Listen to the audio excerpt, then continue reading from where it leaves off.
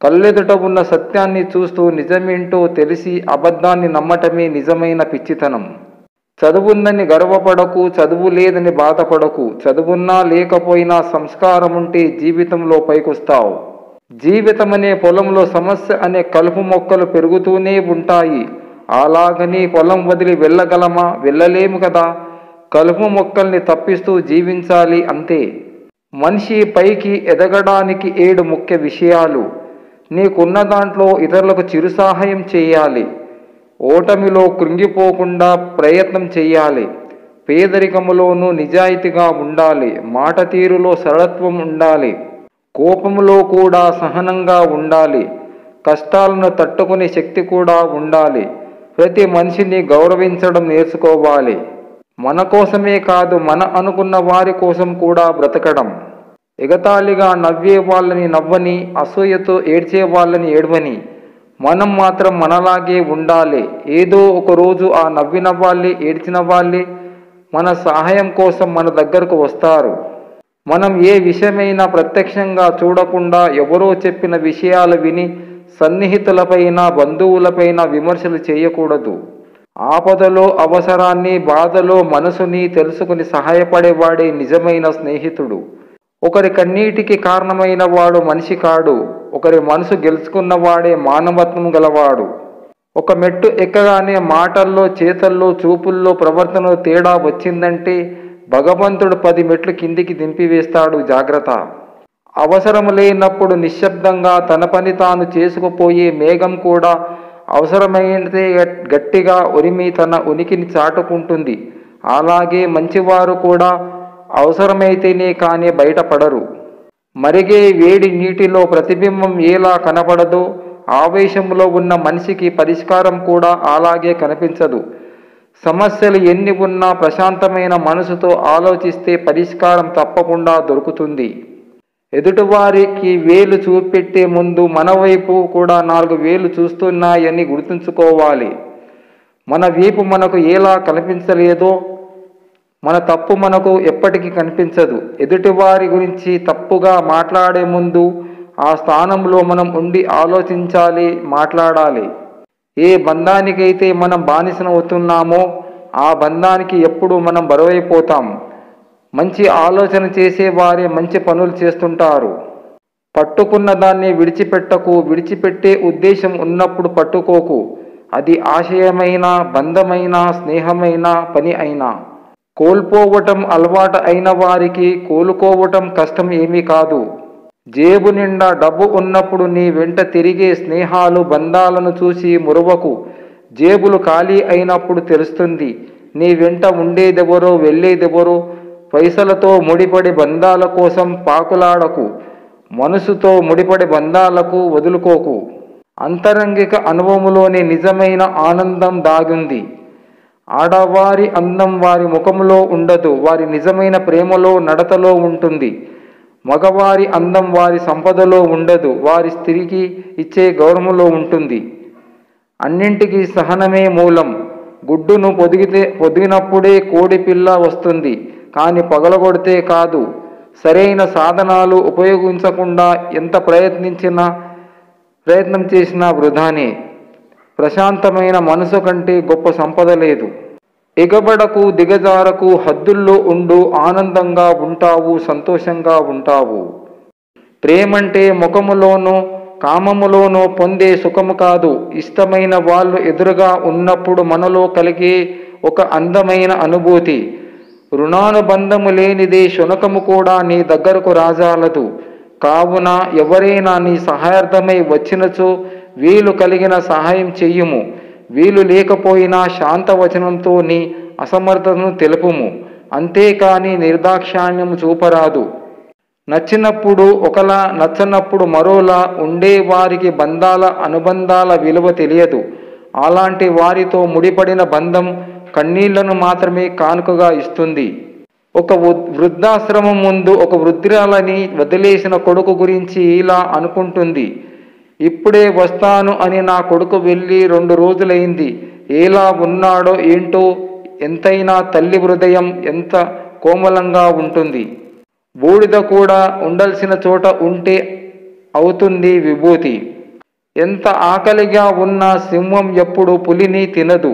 ఎదురుపడితే అవి ఒకదానిపై ఒకటి గాండ్రించుకొని గర్జించుకుంటాయి తప్పిస్తే లేళ్ళు దుప్పులు లాంటి సాధు జంతువులను మాత్రమే చంపుకు తింటాయి.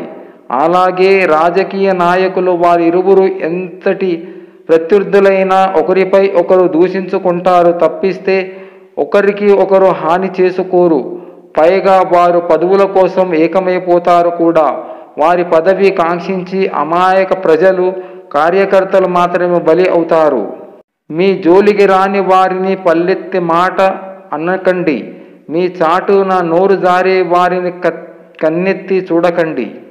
బంధాలను తెంచే శక్తి కోపానికే ఉంటే బంధాలను కలిపే శక్తి చిరునవ్వుకి ఉంది మిత్రమా. మనసుకు సంతోషం వచ్చినా బాధ వచ్చినా ముందుగా వచ్చేవి కన్నీళ్ళు. మనతో ఎవరు ఉన్నా లేకున్నా చివరి వరకు మనకు తోడుండే గొప్ప నేస్తం కన్నీళ్ళు. స్త్రీ తన మనసు చంపుకుని బ్రతికేది రెండు విషయాల్లోనే. తనకు తప్పదు అనుకున్నప్పుడు, తన బాధ్యత అని తనకు అర్థమైనప్పుడు. భక్తి ఉన్నవారందరూ భగవంతుడిని ఆరాధిస్తారు. కానీ భక్తితో పాటు శ్రద్ధ కలిగిన వారు భగవంతుడి అనుగ్రహాన్ని కూడా పొందుతారు. మనుషులు ఎంత భయంకరంగా ఉంటారంటే అబద్ధాలు, మోసాలు, ఆలోచనలు, అలవాట్లు వాళ్ళకి కావలసినప్పుడు కావలసిన విధంగా మార్చేసుకొని అవతల వాళ్ళని పిచ్చి వాళ్ళని చేస్తారు. వీళ్ళకంటే సంఘ విద్రోహులు, టెర్రరిస్టులు చాలా బెటర్. ప్రతిరోజు భర్త చెయ్యిపై నిర్భయంగా పడుకునే భార్య చుట్టూ చెయ్యి వేసి పడుకునే భర్త ఎంత అదృష్టవంతులో. అలా లేనివారు ఎన్ని సంపదలు ఉన్నా ఆ సుఖం ముందు అన్నీ వ్యర్థమే. ఈ క్షణం నీ ముందు ఉన్న సంతోషాన్ని వదిలేసి ఎప్పుడో వచ్చే కష్టం గురించి ఆలోచించకు. ముందు చూపు అవసరమే, కాదనేది లేదు. కానీ కనుచూపులో కదులుతున్నది ఈ క్షణం కరిగిపోతే మళ్ళీ రావు అనేది గుర్తుపెట్టుకోవడం కూడా ముఖ్యమే. చావుకి భయపడి బ్రతకడం మానేస్తామా? లేదు కదా. అలాగే ఈరోజు ఆనందాన్ని తాకట్టు పెట్టి రేపటి అద్భుతం కోసం ఖర్చు చేయాలి అనుకోవడం అవివేకం. నీ దగ్గర ఏదైతే ఉందో దాని గురించి ఆలోచించు, ఆనందించు, ఆస్వాదించు. పెళ్ళైన మహిళలు చెప్పే అత్యంత ఘోరమైన అబద్ధం ఏంటో తెలుసా? ఏమోనండి, ఆయన్ని అడగాలని. పక్వానికి వస్తేనే పండు సువాసన బయటపడుతుంది. అనుభవం వస్తే మనిషి యోగ్యత బయటపడుతుంది. మన నోటి నుండి వెలువడే సరైన పదం ఒక మంచి తాళం చెవి లాంటిది. ఏ గుండెనైనా తెరవగలదు, ఎంతటి నోరునైనా మూయగలదు. మనకు విలువలేని చోట కొన్ని కోట్ల సంపద ఉన్నా వెళ్ళకూడదు. మనకు విలువ ఉన్న చోట పూరి గుడిసె అయినా వెళ్ళాలి. నమ్మితే ప్రాణమైనా ఇస్తాం అంటారు, కానీ ప్రాణం ఇవ్వక్కర్లేదు. ప్రాణం ఉన్నంత వరకు నమ్మక ద్రోహం చెయ్యకుండా ఉంటే చాలు.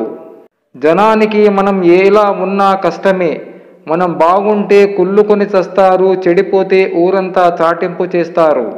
ఉద్యోగం రాలేదని, వ్యాపారం దెబ్బతిందని, స్నేహితుడు మోసం చేశాడని, ప్రేమించిన వారు వదిలి వెళ్ళిపోయారని అలాగే ఉండిపోతే ఎలా? గొడవ జరిగితే కానీ బయటపడవు అస్సలు. ఎవరి మనసులో ఏముందో చూడటానికి ఏముంది? అందరూ నవ్వుతూ పలకరించే వాళ్ళే. అవసరం ఒకరిది అయితే అవకాశం ఇంకొకరిది. ఆ కోపంలోనే మనిషి అసలు వ్యక్తిత్వం బయటపడుతుంది. కోపంలోనే మనసులో ఉన్న నిజమైన భావాలు బయటపడతాయి. అసూయపడే వారితో మన అభివృద్ధి గురించి చెప్పుకోవడం, ఆవేశపడే వారితో మన ఆలోచనల్ని పంచుకోవడం మన మూర్ఖత్వం. ఒకరి మేలు చేసే పని ఏదైనా గొప్పదే.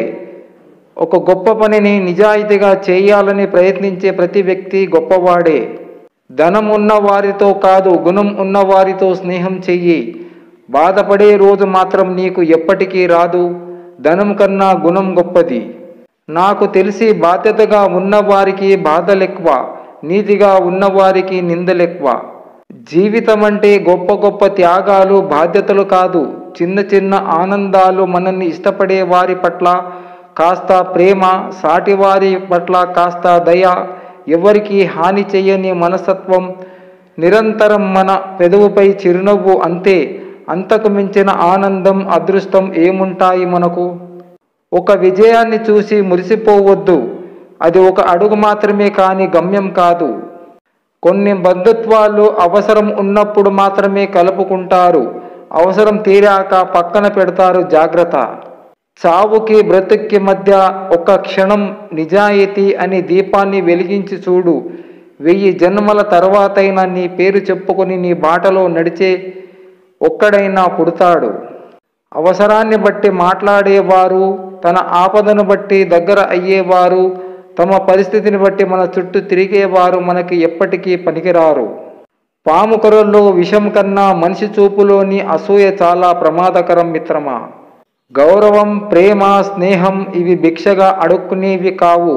మనల్ని నచ్చి, మనల్ని మెచ్చి వాటంతట అవే మన దరికి రావాలి. అప్పుడే మనకు విలువ. ఒక విషయం గుర్తుపెట్టుకో, ఓర్పు సహనముతో ఉన్న హృదయం విసిగిపోతే వాళ్ళు తీసుకునే నిర్ణయాలు చాలా కఠినంగా ఉంటాయి.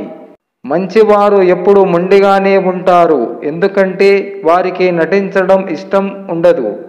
ఇతరులతో పోల్చుకోవద్దు. ప్రతి ఒక్కరి పాత్రకు ఒక ప్రత్యేకత ఉంది. చెదిరిపోయిన మనస్సు సంపూర్ణంగా దర్శించలేదు. తుఫాన్ను ఎదుర్కొన్నవాడే తర్వాత వచ్చే సూర్యోదయాన్ని ఆస్వాదించగలడు. అనవసరమని అనుకున్న వాళ్ళకి నిన్ను అత్యవసరం అనిపించేలా చేస్తుంది కాలం. ఓపికగా ఎదురుచూడు.